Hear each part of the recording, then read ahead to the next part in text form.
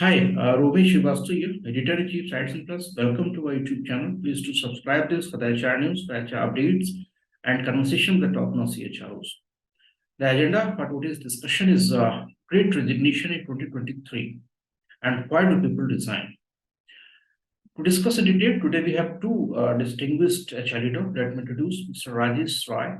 He is Vice President and Head Human Resources at Global Logic India, and Dr. Ankita Singh, Senior Vice President and Global Head HR at Signets.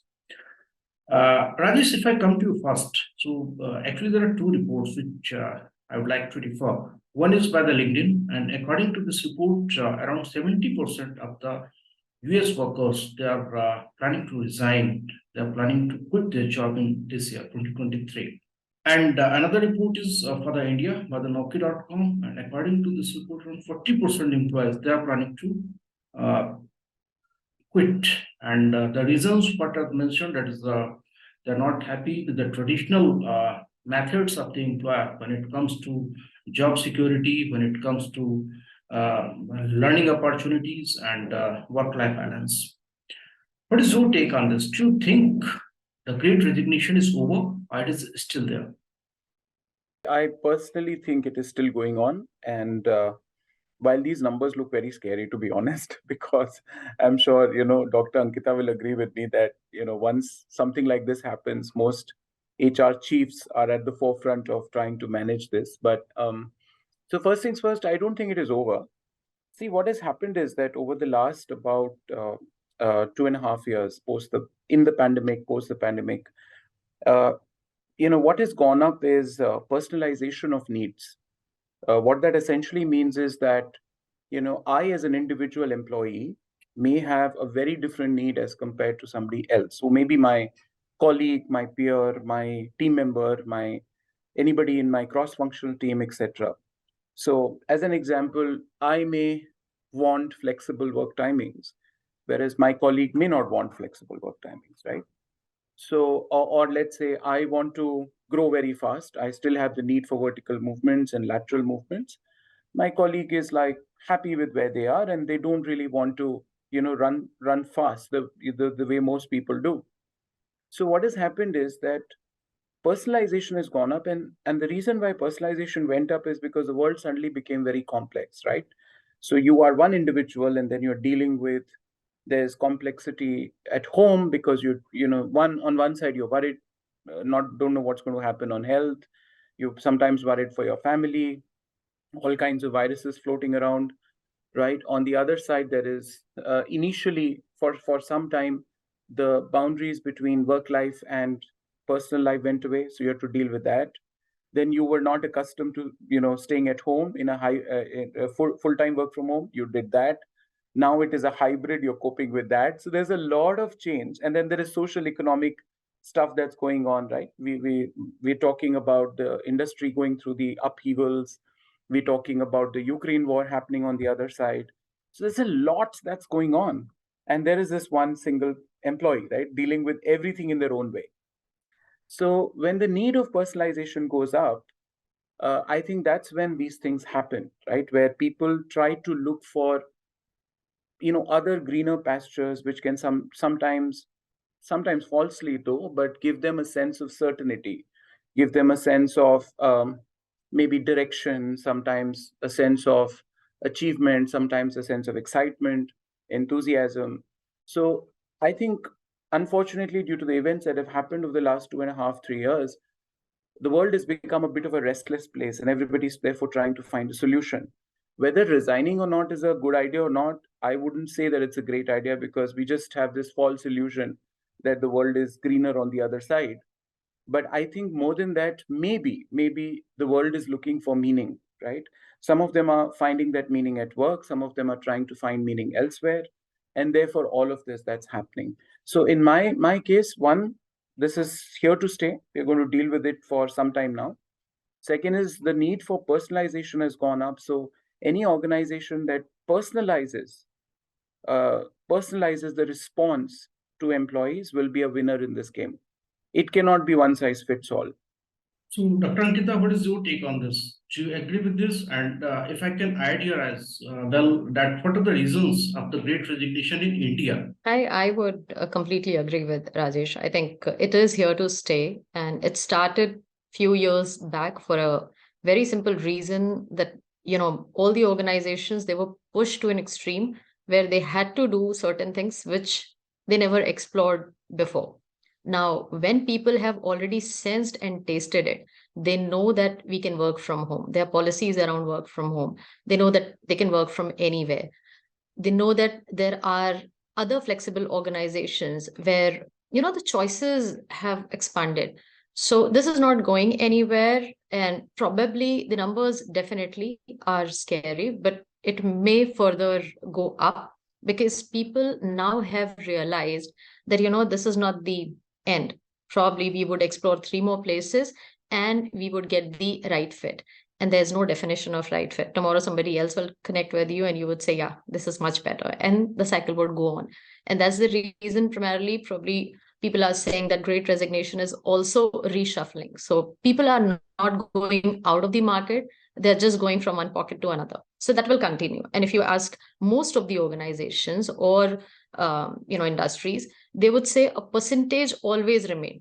Probably it has gone up maybe 10-20%, and it keeps changing depending on the situation. A lot of times market is not changing at all, not many things are directly impacting employees, but still, because of internal challenges or few changes, you would find that reshuffling happening within the organization. Now, coming to the second question, why this is happening, first I said is flexibility, which Rajesh also covered. Personalized approach is so much needed that the moment you tell that this is our org policy, they would say, fine, but I'm an individual. I need a unique system which would work around my needs. So you give me a target, I'll fulfill that, I'll ensure that deliverables are done. But at the same time, there are 10 intangible factors that I would want you to consider before you take any call with respect to me as an individual or your employee. So first is flexibility. Second is market parity. We are picking up trends really fast, but at the same time, obviously, you can't be in the market of equals. Everybody will have their ups and downs, and people will keep exploring if at all they are contacted, because it's quite wide open at this point in time. Second is everybody, each organization is trying to be equal, if not better, in terms of upskilling. We all know we have all been talking about future skills, but who is actually there? When any individual gets a connect from outside and is convinced that this is the future and this is what are the projects we have in line and we need you to be part of our organization, they will quickly take the decision. So how unique your system in a holistic form is for that individual, that matters a lot. And I think everybody has sensibly moved towards being personalized and being unique to fulfill the need of an individual, and that will keep attracting and probably keep this cycle open forever. I don't see, at least that's my reading and my understanding, I don't see a reduction in the percentage. I don't see a stabilization where we would say, the great resignation is gone and people are now stable. They are all happy with the place and work they already have in hand. There'll always be a better and an upgraded world, and people will keep moving or shuffling. But Doctor, And I'll just add there, Ramesh, that Yeah, you yeah. mentioned Gen Zs, right? You mentioned Gen Zs. Now, as I also see, another factor is this Gen Z demographic, which means that you have these really young, very, very vibrant, generation. And when you're young, you'd like to do more, achieve more, what you like, right? So in that sense, this generation is very similar to many of us, right? Where when we were in our early stages of career, we would also want to achieve this, achieve that, and do this and do that. The only difference I see is that at that time, the flow of information may not have been as much as it's today. Today, this generation is exposed to a lot of stuff, right? So there's a lot of ideation, a lot of entrepreneurial, I would say, instincts that come in you when you look at the world around you, because there's so much of exposure that they're getting exposed to. So you, as a young individual, you want to do that. Second piece is that I feel that this generation is also very high on EQ, much unlike maybe a few previous generations. And when I say EQ, I don't mean the traditional EQ. I mean, what do I want is a very important question in their lives. And if that's not getting fulfilled or answered, wherever they are, irrespective of whether they're doing something for themselves or working for a company, I think this restlessness continues. And all of this now, in the disruptive world we live in, feeds into what you call the resignation waves and all the other stuff that we are experiencing of, there are so many terms floating around on quiet quitting and this and that happening. So it's also a factor of the Gen Z quotient that's just come in now. So, Dr. Ankita, as you said that you're not looking for the easing, the attrition can stabilize. Yeah, I think absolutely you're right. There is also some data about the attrition if we compare the last quarter and the last quarter of the 2021. So that is around, if we talk about the some companies like TCS, so though it was 15.3% last year and now it is 21% at the attrition. For the Infosys, it was 25%, 25.5%. Now it is 21.7%. And for the SCL, that is around 20% it was, and now it is 23.8%. And for the Wipro, it was 22.7%, now 23%. And if you compare with the last quarter, it is a marginal, you can say it is easing up. Even for the TCS, it was 21.3% in last quarter, and in third quarter, it's a 21%. It's a very marginal. So it is stabilizing anyhow. But now, as of now, we are going through also the global layoffs. We are also going through a recession in some part of the world. So don't you think it is not going to stop the workforce from the job hopping? Frankly, Romesh, I don't think it will ever stop because, see, we are talking about two sectors. One is, or sections. One is people who are your key resources, who are skill-wise probably the top percentage of your organization. If they are not treated well, and like Rajesh said, they have something in their mind. They have clarity, they have vision, they know what they are there for, and they would want to contribute meaningfully. If at all those things are not fulfilled and it is not addressed properly, they will keep swapping. And no matter who is reducing their headcount where, if people are relevant, they will find their place.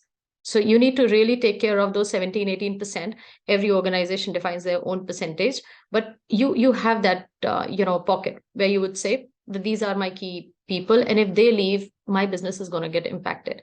And trust me, if they are not kept well, they will make the switch. Now, when we talk about layoffs, obviously that will equally not stop, because those are the strategic decisions which any organization would take depending on the work that they seek would be coming in future, and at the same time the workforce they have. It is again more than releasing people, it is making your workforce more apt for your future requirement. We have always taken a very clear-cut equation, they are releasing people, probably they are now going low on project, wherein the reality is that they are just probably preparing themselves for something better. They are making right amount of people, or they are creating a right mix. So this is how the reshuffling, as I mentioned, it will continue.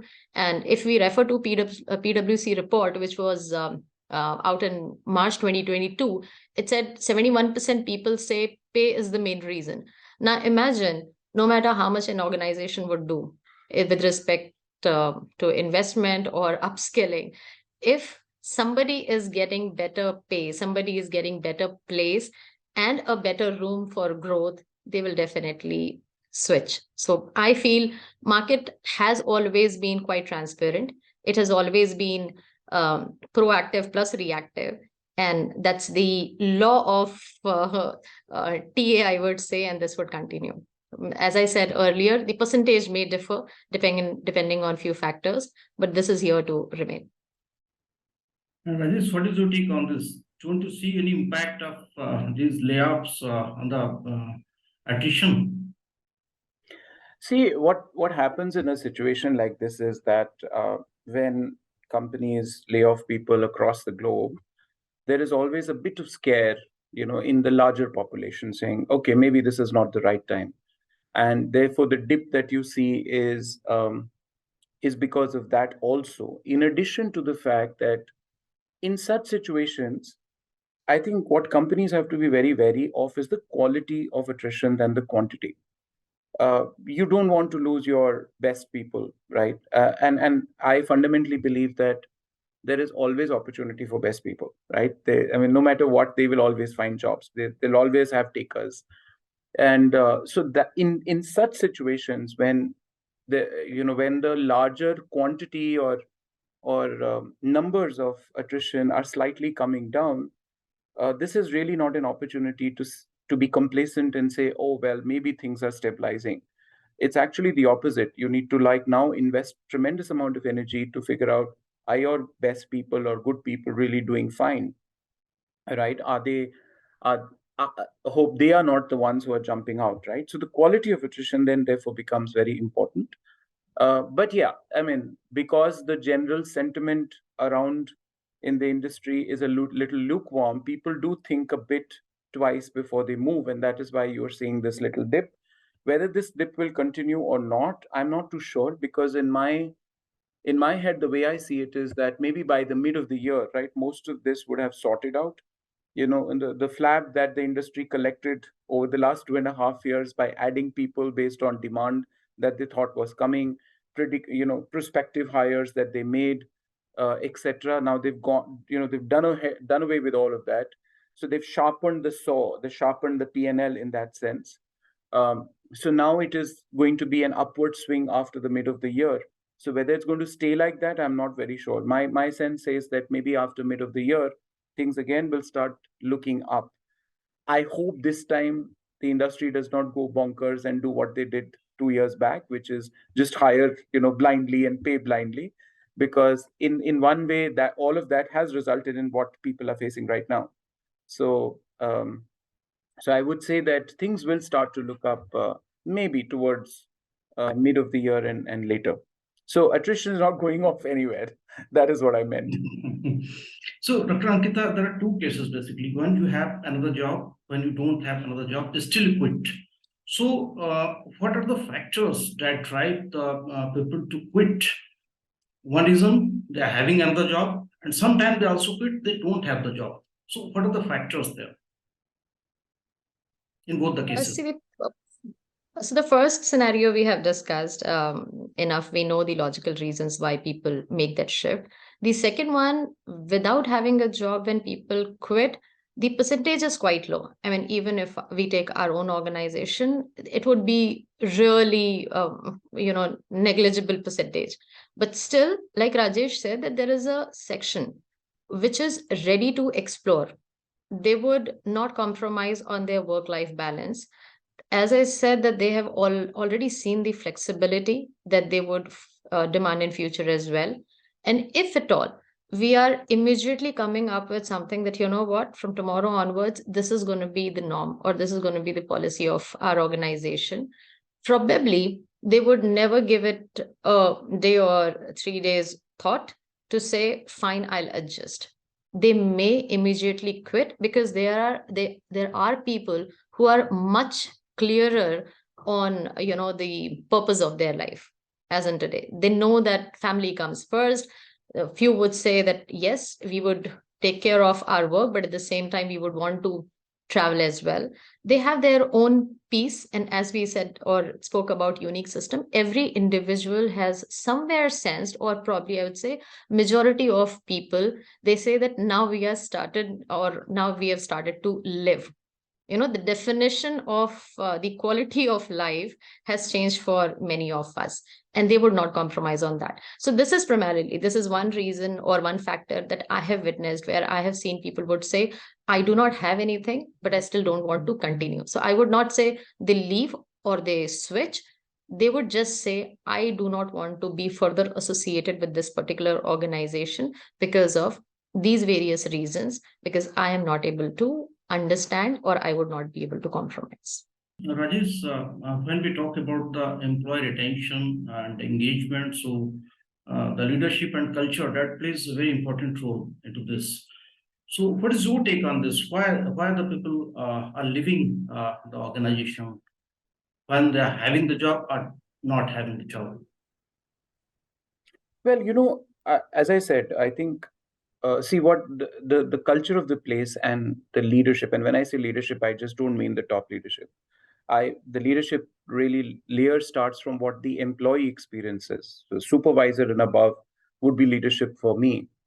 And I have always said this, that the reason why somebody would quit is very personal. It is not what you typically get to hear from people. It's very, very personal. So it needs a lot of digging and a lot of effort to know the employee and what is going around in the employee space, in their personal life, in their professional life, their aspirations, what they want, blah blah. All of that needs a lot of digging, and that digging can only happen if you're close to employees, right? Um, to really understand what is that trigger. I'll give you two examples. There was this guy, not from my company, but from somewhere else. He called me up, and he was asking me, saying, "You know what? There's this certification course, and there was a tech certification." And he was asking me, saying, "Should I take a break for 3 months? Should I quit for 3 months? Because what I've been told is that if I do the certification, my prospects of doing better in whatever I take up in the future are very high." Right? Now, there's one example. I had a team member. She was so passionate about travel that she would literally hop around places, right? So she'll 3 months in Goa, next 3 months in Himachal, next 3 months in Delhi, and likewise, and work from there, right? Now, and here's just two examples, and there are numerous and scores of examples I can give. Now, decoding that need of that person. So therefore, let's say if this guy was my employee, and if I was in the supervisory or managerial or leadership capacity for this employee, my first action would be that, all right, let's sit down and discuss. You need this certification. Let's talk about career, what this certification will do for you, right? Can I give you a leave of absence for these 2 months? Do you want to work part time? There's several options that I would sit down and discuss, right? Very specific to the need. In the other case, my team member's case, I was very okay with her, very flexible in her working from anywhere, because we were in the thick of pandemic, but she did not mind traveling and working from anywhere. Employees weren't coming, so I said, fair enough. As it is, you're in touch with the whole world, so where you work from doesn't matter to me, right? So what I'm basically saying is that retention is equal to knowing your employees very, very deeply, much beyond the surface, because the real trigger for what they want and what the need is lies. Remember that iceberg that we are so used to seeing. The what you see outside is just a manifestation of what is going inside, and that inside is very deep. So if your managers and supervisors are able to decode that insight and the deep need, what is that need, then retention goes up significantly. It is a lot of effort, by the way. It's not something flimsy, or it's not. You have to really invest in your people. If you're able to do that, I think things are fine. So, Dr. Ankita, you both are from the IT industry.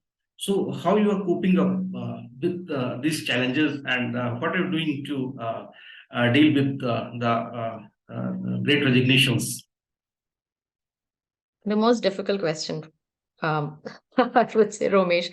I think we are still experimenting. As I said, we don't know what is the exact solution. We don't know what we would do to stabilize it, because it is not about a group. It is not about the organization, as Rajesh also multiple times mentioned. It is about the individual. So you really need to invest well so that you connect with individuals, people who are requesting for flexibility, people who are requesting for few minor changes in your policy just to accommodate their needs. I think organizations should be open to that. So first, again, I would say flexibility. That would be the top of the list thing. Second would be market parity. Obviously, if at all we are offering something which is way lower than what the market has to offer to the individuals and to our key performers, there is no way you would be able to retain them. So you really need to understand the trends. You really need to understand what is needed instead of giving what you think is right. And in one of the points earlier, I mentioned that if not better, at least we have to be equal with respect to investment in the individuals. We need to understand what are the certification they would want to do, where do they want to see themselves in, say, next couple of months, forget about a years. People would say, next 6 months, I want to try working with this project, and we should be open. Earlier, there was a time when we used to say, you've been hired for this particular project and this is where you have to be. And if a person mingles well and gets to know about other things, other good things that's happening in your organization and the demand for it, we as HR, we had these policies where we would say a rotation would happen, but probably after 3 years. So those policies have to be redefined. We have to really relook at the way we are handling people. And to summarize or to conclude, I would say we have to create a unique system for each unique individual. That's the only way out to lower down the percentage. I would not say that we would be able to, come down to 5 or 4, because market is such that there will always be a better thing, and there will be multiple reasons for people to quote why they are moving and why other things are better. Rajesh, how you are managing the situation? At Global Logic, look, we really take a very creative approach, and this aspect of personalization is now many years old. Just to give you an example, we've never measured in times and out times for our people. We never do that. So flexibility post-COVID or pre-COVID was never the question, because it was always a flexible place, right? Nobody's talking to you in terms of when are you coming in and going out. You manage your own schedules the way you'd like. But I think the degree of personalization went up significantly when the pandemic started. And I remember we taking this very, very deep dive. It was more than a training. It was more like a sensitization to our supervisors and above, to tell them that, and entire leadership above as well. So I myself went through that along with the other leadership team members at the senior most levels. Was okay, now that we are in a virtual world, how do we engage employees? What are some of the things we can do? And not the traditional academic ways of dealing with it.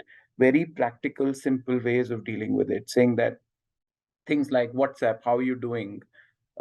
Quickly give a call in between your breaks to catch up with that employee, figure out what the tone of the voice is on a call. Is that employee coming on a video call or not, etc., right? So we had everybody trained. And of course, simultaneously, this entire approach to dealing with an employee on a one-on-one, saying what is it that you want and what we can do for you, was the crux of what we have been doing at GL. That has helped us a lot. And of course, as Dr. Ankita said as well, that it is a lot of effort. It's a lot of investment. It's a day in and day out job, right? So you can't give a lull period in between. You can't say that, 1 week I'm not going to talk to employees and I'll, go back the subsequent week. That won't happen. So it's almost a daily, weekly, monthly, quarterly rigor that you go through. So that has been, so I've taken this more like a creative challenge, a very, very an excellent learning. But I would also owe it big time to the culture and, as I said, the leadership commitment to it, because without that, nothing can move. So great inputs, Rajesh and Dr. Ankita, and thank you so much for joining the conversation. You're very welcome. Thank you. Thanks for having us. Thank you so much for inviting. Yeah, thank you.